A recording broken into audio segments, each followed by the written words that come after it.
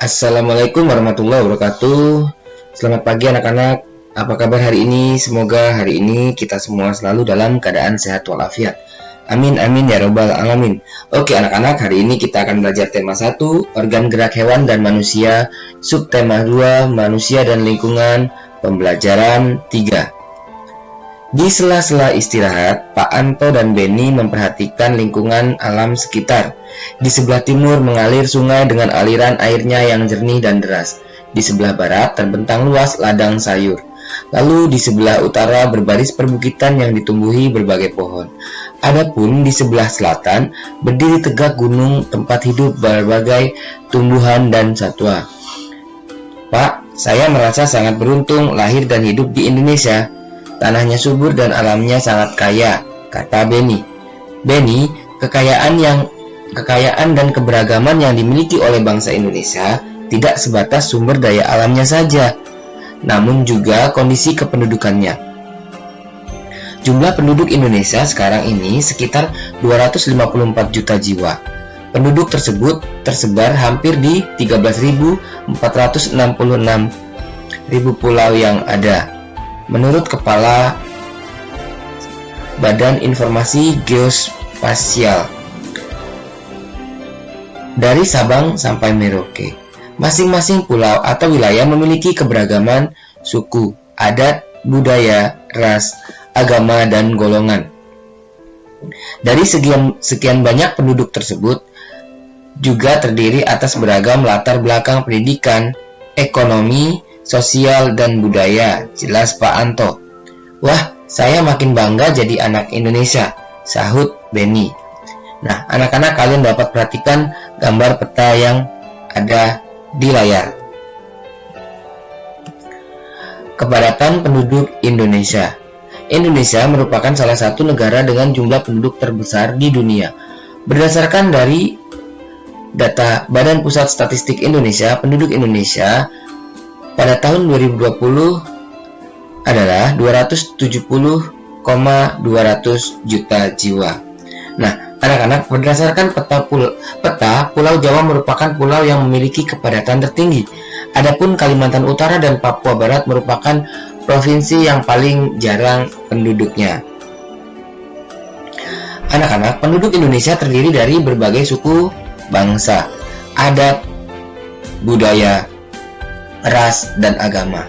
Suku Jawa merupakan suku terbesar di Indonesia, sebanyak 41%. Lalu disusul dengan suku Sunda sekitar 15%. Berikutnya ini ada beberapa suku yang mendiami tiap pulau di Indonesia. Suku bangsa yang terdapat di Pulau Jawa dan Bali antara lain suku Jawa, suku Sunda, suku Betawi, Bali, Banten, Madura, dan Tengger. Lalu, suku bangsa yang terdapat di Pulau Sumatera antara lain suku Batak, Minangkabau, Aceh, Melayu, Kerinci, Gayo, Nias, Kubu, Komering, dan Somendo. Lalu, suku bangsa yang terdapat di Pulau Kalimantan antara lain suku Dayak, suku Banjar, suku Melayu, suku Kutai, dan Pasir. Suku bangsa yang terdapat di Pulau Sulawesi antara lain suku Bugis, Minahasa, Boul, Toraja, Bajo, Bolang, Mongodondo, Talaut, dan Mandar. Suku bangsa yang terdapat di Kepulauan Maluku dan Papua antara lain suku Tobelo, suku Dani, Asmat, Ternate, Tidore, Galela, dan Kei. Kemudian suku bangsa yang terdapat di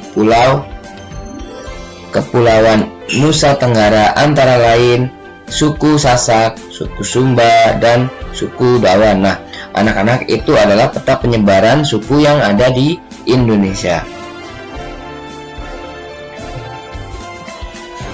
Beni ingin sekali menjadi anak yang peduli terhadap lingkungan sekitar. Tapi, Beni bingung ingin memulainya dari mana, karena lingkungan tempat tinggalnya sangat beragam, baik dari sosial, budaya, agama, suku, profesi, maupun sumber daya alamnya. Walaupun demikian, semua warga hidup dengan rukun. Mereka saling membantu, terutama dalam masalah-masalah yang berkaitan dengan kepentingan umum. Kepedulian mereka juga sangat tinggi.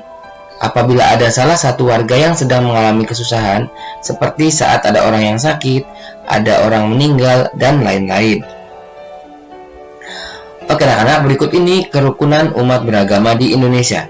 Kerukunan umat beragama merupakan bentuk hubungan antar manusia yang damai berkat adanya toleransi beragama. Toleransi beragama adalah suatu sikap saling mengerti dan menghargai tanpa adanya sikap membeda-bedakan dan mengecilkan umat agama lain. Kerukunan umat beragama sangat penting bagi bangsa Indonesia untuk mencapai kesejahteraan hidup. Seperti yang telah kita ketahui bahwa Indonesia memiliki keberagaman yang begitu banyak. Salah satunya adalah agama. Meskipun mayoritas penduduk Indonesia memeluk agama Islam, namun ada beberapa agama lain yang juga dianut, yakni Buddha, Hindu, Kristen, Katolik, dan Konghucu. Setiap agama tentunya memiliki aturan masing-masing dalam menjalankan ajaran agamanya. Namun perbedaan ini bukanlah alasan menjadi pemecah belah, justru menjadi pemersatu dan memperkaya nilai-nilai dalam masyarakat. Sebagai satu saudara dalam tanah air yang sama, kita harus menjaga kerukunan umat beragama agar bangsa dan negara kita tetap menjadi satu kesatuan yang utuh.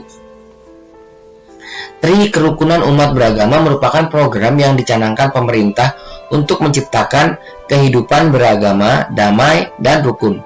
Program ini menghendaki adanya kerukunan antar umat beragama dalam satu agama atau intern umat beragama. Kerukunan antar umat beragama yang satu dengan agama lain dan kerukunan antar umat beragama dengan pemerintah. Hal ini perlu dilakukan untuk mencegah munculnya konflik dalam kehidupan beragama. Tri Kerukunan Umat Beragama bertujuan supaya masyarakat Indonesia bisa hidup dalam kebersamaan. Meskipun banyak perbedaan, program ini harus diwujudkan agar tidak terjadi pengekangan dan pengurangan hak-hak dalam menjalankan ajaran agama, seperti dalam pendirian rumah ibadah, pelaksanaan ibadah, dan hari besar keagamaan, serta penyiaran agama.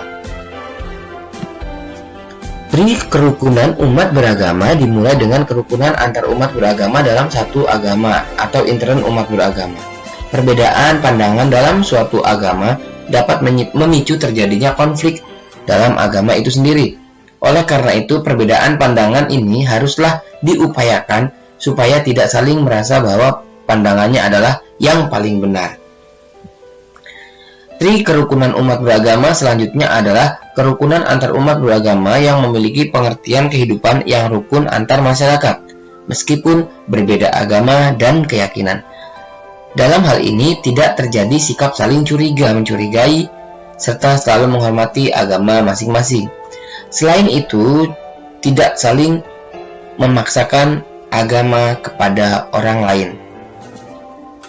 Adapun Tri Kerukunan Umat Beragama yang terakhir adalah kerukunan antar umat beragama dengan pemerintah, mengandung pengertian bahwa tiap-tiap umat beragama dapat bekerja sama dan bermitra secara baik dengan pemerintah dalam menjaga kehidupan bermasyarakat, berbangsa, dan bernegara. Dalam hal ini, para tokoh agama dan pemerintah sangat diperlukan perannya dalam mencari solusi yang baik tanpa merugikan pihak manapun.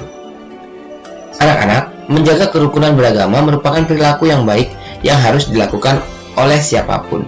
Hal tersebut juga mencerminkan penerapan nilai-nilai luhur yang terkandung dalam sila Pancasila, terutama sila ketuhanan yang Maha Esa.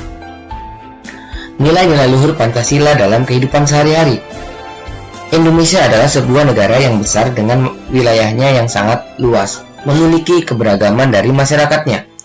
Secara geografis, wilayah Indonesia berupa kepulauan yang dipisahkan oleh wilayah perairan.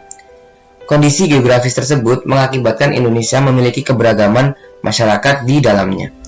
Keberagaman tersebut dapat berupa keberagaman agama, suku, dan budaya. Tetapi keberagaman tersebut tidak membuat Indonesia menjadi bangsa yang terpecah belah, tetapi tetap bersatu berdasarkan nilai-nilai luhur yang tercermin dalam sila-sila Pancasila. Setiap sila memiliki nilai luhur yang berbeda-beda satu sama lain.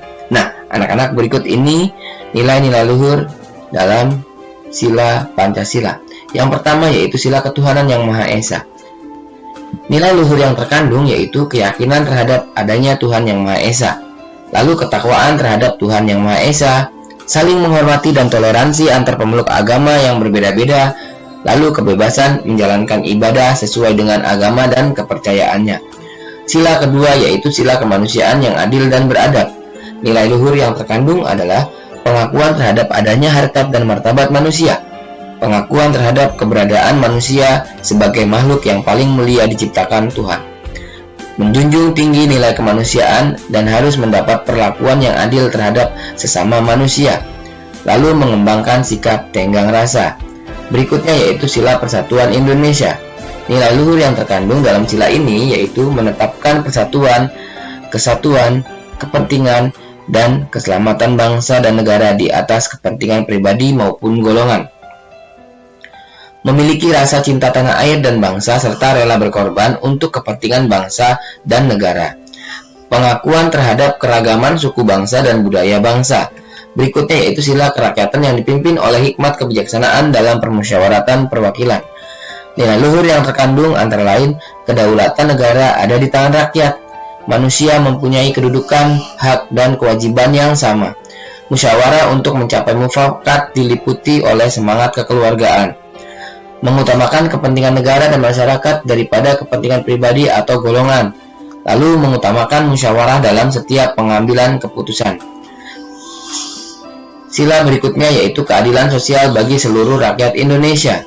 Nilai luhur yang terkandung yaitu mewujudkan keadilan dalam kehidupan bermasyarakat dan bernegara, terutama meliputi bidang ideologi, politik, ekonomi, sosial, kebudayaan, dan pertahanan keamanan nasional. Lalu keseimbangan antara hak dan kewajiban serta menghormati hak-hak orang lain. Lalu bersikap adil dan suka memberi pertolongan kepada orang lain. Mengembangkan perbuatan-perbuatan yang terpuji seperti menciptakan suasana kekeluargaan dan kegotong royongan, dan cinta akan kemajuan dan pembangunan bangsa baik material maupun spiritual. Pancasila menjadi pandangan hidup bangsa Indonesia, maka dari itu perilaku dan sikap masyarakatnya haruslah mencerminkan nilai-nilai luhur Pancasila.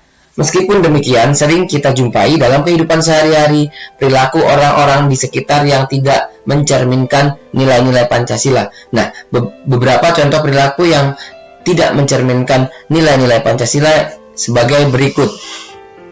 Yang pertama, perilaku yang tidak sesuai dengan nilai-nilai Pancasila di lingkungan sekolah antara lain tidak mau meminjamkan peralatan sekolah kepada teman, memilih teman hanya yang kaya saja, lalu menyontek, berkelahi, tidak mau mengikuti upacara bendera dan mengejek teman. Lalu yang kedua yaitu perilaku yang tidak sesuai dengan nilai-nilai Pancasila di lingkungan rumah antara lain tidak melaksanakan ibadah sesuai dengan agamanya, tidak mau berbagi makanan dengan anggota keluarga lain, memaksakan kehendak kepada anggota keluarga, membantah orang tua, bermalas-malasan, lalu berbohong. Yang ketiga yaitu perilaku yang tidak sesuai dengan nilai-nilai Pancasila di lingkungan masyarakat antara lain tidak mau menjenguk tetangga yang sakit, suka pamer kekayaan, melakukan kekerasan, menganiaya teman, mencuri, minum minuman keras dan berjudi, melarang orang lain melakukan peribadahan sesuai agamanya, lalu tidak mau mengikuti kegiatan kerja bakti, ronda, dan rapat lingkungan. Nah, anak-anak, sampai di sini materi kita hari ini. Sampai jumpa lagi pada materi-materi berikutnya. Wassalamualaikum warahmatullahi wabarakatuh.